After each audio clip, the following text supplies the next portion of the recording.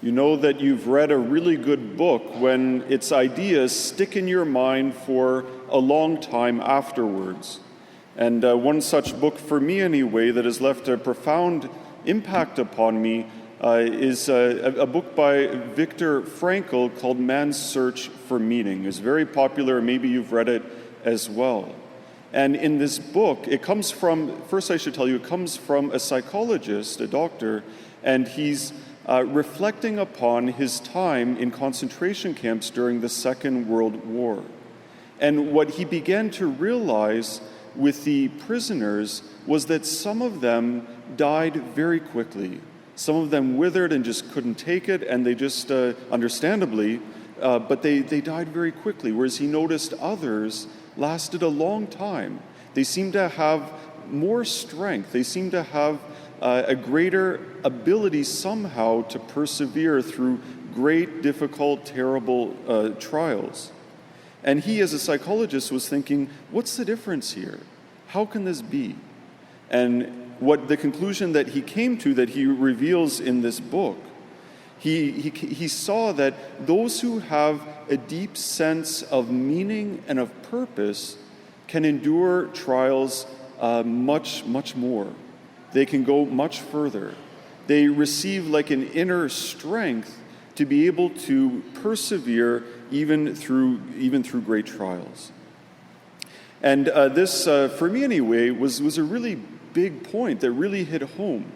That if we have a strong sense of purpose and a deep sense of meaning of what we're supposed to be doing and then follow through with it, that it really helps us. We're stronger, we're better, and we can do way, way more. The reason I bring this up is because of the readings today, and also actually because for many young people today, they're being taught the opposite in some ways, right? For many young people, the idea is God is dead, right? We've killed him, God is dead, go live your life, do whatever you want, and you'll be happy and you'll be fine. That's the promise. Maybe I'm exaggerating a little bit, but for many of our young people, they feel this sense of there's got to be something more. There's got to be a deeper meaning and purpose to who I am and what I'm about. For those who are told no enough times, they can fall into depression. They can feel like their life means nothing. There's no greater purpose. Nothing matters. I'll just sit at home and do nothing the whole day. I'm exaggerating, of course, but that kind of spirit or idea, it's infecting their minds and it's hurting them. It's not for their good. For us, and what Viktor Frankl learned fits very well with the importance of faith too for us. We say, okay, he's laying the groundwork. Purpose, meaning, mission are really important in our lives. We need it or we struggle. But if we have it, we can do really well. We can do much better. We can go much further. But it's not only enough just to have some meaning or purpose. Even we would say we need God. We need ultimate meaning, ultimate purpose. We need to see ourselves in part of God's great plan for everything that he is accomplishing.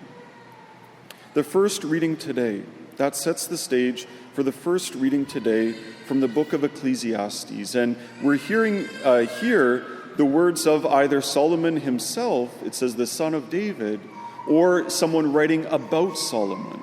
And this appears to be Solomon kind of at the end of his life. So after living his full life, this is his reflection. And it can be summed up in some of the very first lines: Vanity of vanities, vanity of vanities, all is vanity. If you're feeling a little bit sad, a little bit under the weather, a little bit depressed, don't read this book, right? It's an awful book in many ways, because in the sense that the conclusions that he comes to. Think about it. For Solomon, he was the king. He was King David's son. And he was the one who built the temple to God.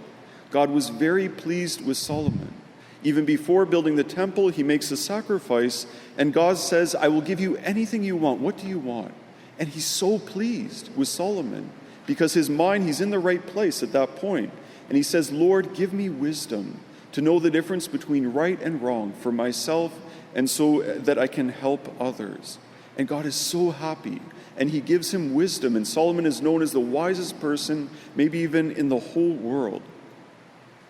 Yet, at the end of his life, he still says, vanity of vanities. All is vanity. Even all that great wisdom that he had, all that knowledge, all that intellectual clout, all of that, it's like it's nothing at the end. He'll die just like the fool, right? And they will go into the ground, and in a little while, hardly anyone will remember them. Not only that, but Solomon also, he had great wealth. He had so much wealth.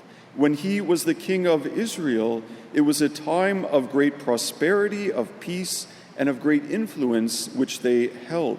And because of that, they became so wealthy. Yet even all that wealth, at the end of his life, he says, it's nothing. It's nothing. There's got to be something more. He had all kind of self-indulgence.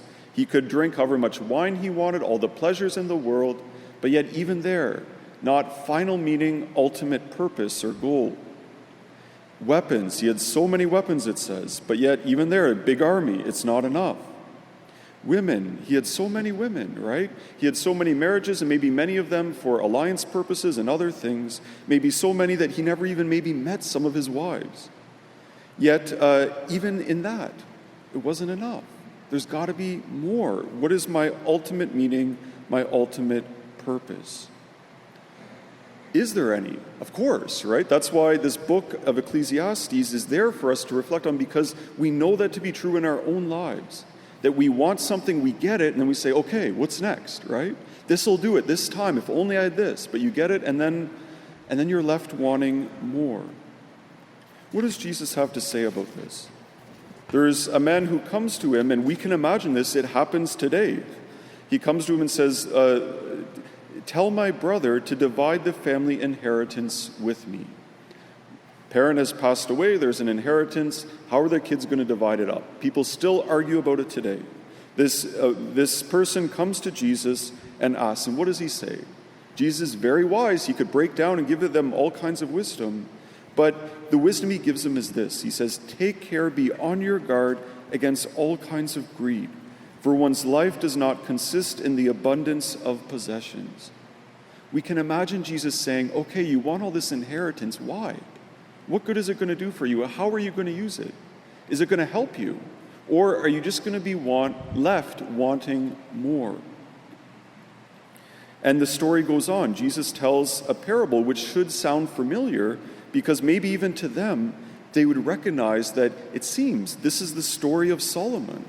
Solomon was that farmer who had a great harvest, lots of prosperity, tore down his barns and built larger ones. Even today, you can go to Israel and they've unearthed huge storehouses, store barns for the crops, for the harvest, dating back to the time of Solomon. What are we to do? Where is that deeper meaning? It's not in having more and more and more, and we know. St. Paul, he gives us a key. He says, brothers and sisters, if you have been raised with Christ, seek the things that are above, where Christ is seated at the right hand of God. Seek the things that are above. These things in and of themselves aren't bad, right? It's not bad. Money isn't bad in and of itself. You can use it in good or bad ways. Having a glass of wine or a nice meal is not a bad thing in and of itself, but you can make it bad by overdoing it. Having wisdom is a good thing, right? It's not a bad thing. I guess you can use it in a bad way too. Weapons, and if it's women or men or whatever, it's not these things in and of themselves. But St. Paul's great wisdom here is whatever you have, whatever you do, seek Christ. Seek Christ and seek the things that are above. For whatever we do, the question, I guess, is how do we connect it with our faith? How do we connect it to Christ?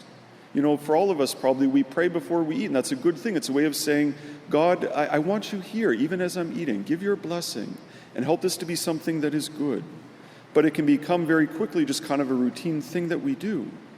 But that's one way where we're saying, I'm seeking Christ. This food isn't enough for me. It'll give me a little bit, but I'm going to be hungry again.